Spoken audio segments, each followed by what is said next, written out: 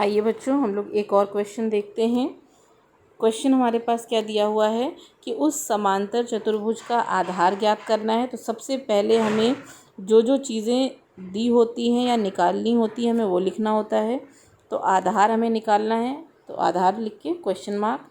उसके अलावा दिया क्या हुआ है, क्षेत्रफल दिया हुआ है समांतर चतुर्भुज का 84 वर्ग सेंटीमीटर, या जिसको हम लोग सेंटीमीटर स्क्वायर भी लिख सकते हैं।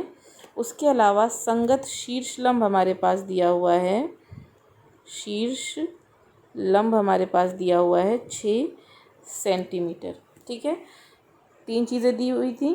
आधार पूछा गया है, क्षेत्रफल 84 सेंटीमीटर दिया है और संगत शीर्ष लंब 6 सेंटीमीटर दिया है। हमें क्या निकालना है, आधार निकालना है। मान लीजिए ये हमारा समांतर चतुर्भुज है। ठीक है, समांतर चतुर्भुज और आयत में डिफरेंस क्या है।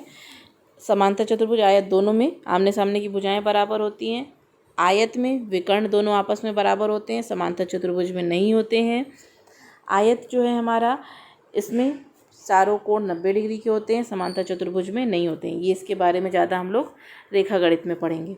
ठीक है, तो इसमें हमें दिया क्या हुआ है, ये पूरा क्षेत्रफल जो मोबाइल पे ये समांतर चतुर्भुज बना है, ये कितनी जगह घेर रहा है, ये दे रखा है। इसमें कितना दे रखा है, 84 सेंटीमीटर स्क्वायर। उसके अलावा क्या दे रखा है, इसका शीर्षलंब मतलब इसकी जो ये ऊंचाई है, दोनों भुजाओं के बीच की दूरी, ये दे रखी है 6 सेंटीमीटर। हमें निकालने को क्या कहा जा रहा है, आधार ज्ञात कीजिए। जब ये निकल आएगा हमारा तो ये भुजा अपने आप ही पता चल जाएगी। जैसे ये 6 है तो ये ऑटोमेटिक ही 6 है।